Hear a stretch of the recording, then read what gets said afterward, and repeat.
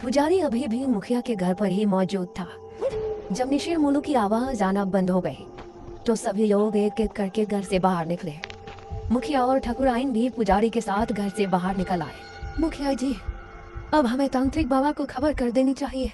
हाँ पुजारी जी, लेकिन पहले पता तो चले कि निशिर मोलू ने किसी को अपना शिकार बनाया है या फिर वो ऐसे ही चले गए। इस तरह राजमहल में ईशिता, मेघना और अनुज तीनों उस दरवाजे की तरफ हैरानी से देख रहे थे जो अभी खुला था। उसके अंदर से काला लवादा पहने कोई बाहर निकला जिसके हाथ में एक अजीब सा दिखने वाला गुड्डा था। कौन? वो कुछ और बोला नहीं और लंबी लंबी भयानक सांसें लेने लगा।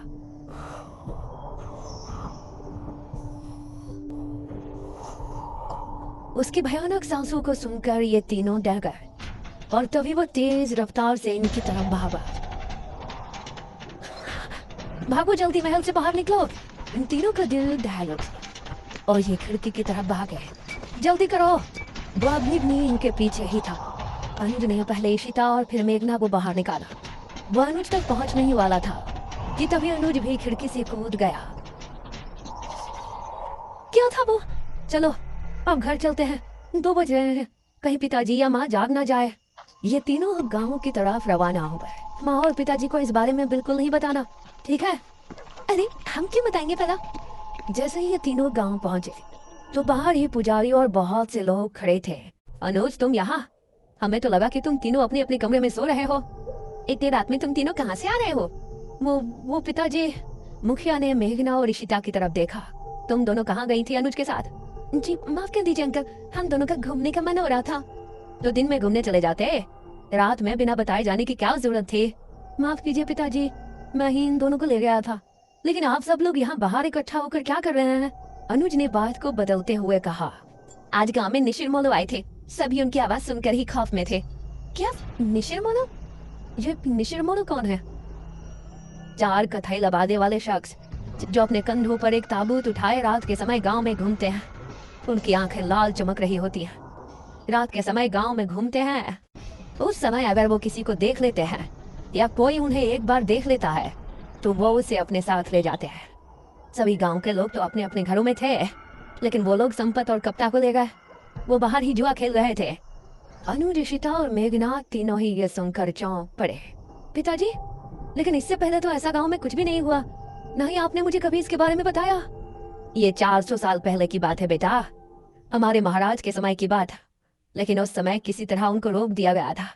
लेकिन अब अचानक वो कैसे जाग उठे, ये तो बात समझ के बाहर है। मुखिया जी, अब कल सुबह ही तांत्रिक महाराज से मिलने के लिए निकलेंगे। फिलहाल सभी लोग अपने अपने घरों को जाएं और निशिर मोलू से सावधान रहें। ये सुनकर सभी गांव के लोग अपने अपने घरों को चले गए। लेकिन अब सभी के दिल में अजीब सा डर बैठ गया था। ईशिता और मेघना भी अपने कमरे में पहुंची। ये तो बहुत बड़ी गड़बड़ हो गई। हम लोग तो यहाँ पर मृत्युंजय अमृत के लिए आए थे और यहाँ तो राजमहल निशिर मोलू, पता नहीं क्या क्या सुनने में आ रहा है। ये लोग अब हमें मृत्युंजय अमृत तक लेकर भी जाएंगे या नहीं? अरे तुझे दिख नहीं रहा यहाँ कितनी प्रॉब्लम है? हम दोनों सुबह यहाँ से जा रहे हैं बस। नहीं, मैं नहीं जा सकती। लेकिन क्यों? वो मृत्युंजय अमृत। इतना कहकर मेघना ने आगे कुछ नहीं कहा। आपने बिना सोचे समझे उन दोनों लड़कियों को घर में जगह क्यों दे दी? देखा ना अब क्या हुआ। ठाकुराइन, वो लड़कियां तो अनजान है, लेकिन अनुज को तो सब कुछ पता है ना।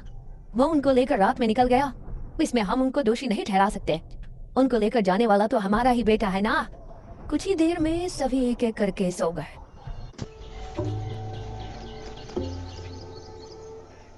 सुबह ठाकुराइन ने दरवाजे पर दस्तक दी। दोनों उठ जाओ, सुबह हो गई है। ठाकुराइन ने बहुत ही रूडली बोला। Aunty ji, we are sorry. यह सुनकर वो बिना जवाब दिए वहां से चली गई। कुछ देर बाद फ्रेश होकर ईशिता और मेघना दोनों ब्रेकफास्ट टेबल पर पहुंची। Good morning uncle. Good morning aunty. आओ बैठो बच्चों, नाश्ता करो। मेघना के बाल इस समय खुले हुए थे। ना जाने अनुज को उसमें क्या खास दिखा। उसने उसे स्माइल की और एकटक उसे देखने लगी। इस पर मेघना ने उसे हैरानी से देखा, फिर उधर उधर देखकर नाश्ता करने लगी। अनुज, आज तुम खेतों पर जाओगे, समझ गए? माँ, मैं खेतों पर जाकर क्या करूँगा? पिताजी, क्या हो गया है माँ को? मुझे कुछ नहीं हुआ है, तुम आज खेतों पर जा रहे हो, बस जा रहे हो। तभी ईशिता बोली। अनुज, तुम हमको भी खेत घुमा लाओगे? ये सुनकर ठकुराइन निशिता और मेघना की तरफ गुस्से से देखने लगी। तभी अनुज भी खुश होते हुए बोला, हाँ ठीक है, मेघना को भी हमारे खेत काफी पसंद आएंगे। हाँ बेटा, क्यों नहीं, लेकिन एक बात ध्यान रखना, तीनों साथ रहना और शाम होने से पहले घर लौट आना, तब तक तांत्रिक महाराज भी आ ही जाएंगे। नाश्ते के बाद इशिता और मेघना अनुज के साथ घर से निकली।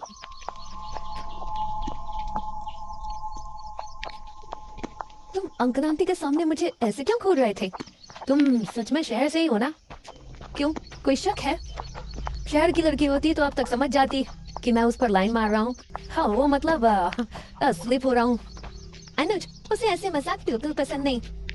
हाँ ओ अच्छा अच्छा ठीक है, सॉरी, लेकिन वो मजाक नहीं था। ये सुनकर मेघना भी हल्के से मुस्कुरा दी। ये लोग अब घने जंगल में पहुंच चुके थे। बस अनुज, यहाँ आने से पहले हमने कुछ सुना था। क्या सुना था? यही ना कि हमारे गांव के लोग एक नंबर के बेवकूफ है। अरे नहीं, किसी मृत्युंजय अमृत के बारे में कहा जाता है कि उसको पीने से बड़े से बड़ा रोग दूर हो जाता है। ये सुनकर अनुज ने निशिता और मेघना दोनों को घूर कर देखा। तो तुम लोग यहाँ मृत्युंजय अमृत की तलाश में आई हो? नहीं, वैसे वो झूठ नहीं। तो सीधा बोलना था ना। बेकार में राजमहल जाकर मुझे भी माँ से डांट पड़वा दी। वो हमें लगा था कि सीधे उसके बारे में पूछने से तुम कुछ गलत समझोगे। वैसे ये इशिता पूछती तो लगता, लेकिन तुम पूछती तो नहीं लगता। ये कहकर अनुज मुस्कुराने लगा और इस बार मेघना के चेहरे पर भी मुस्कान झलक आई। तो क्या तुम हमें उसके बारे में बता सकते हो? उसकी कहानी बहुत ही अजीब है, मुझे पूरी नहीं पता।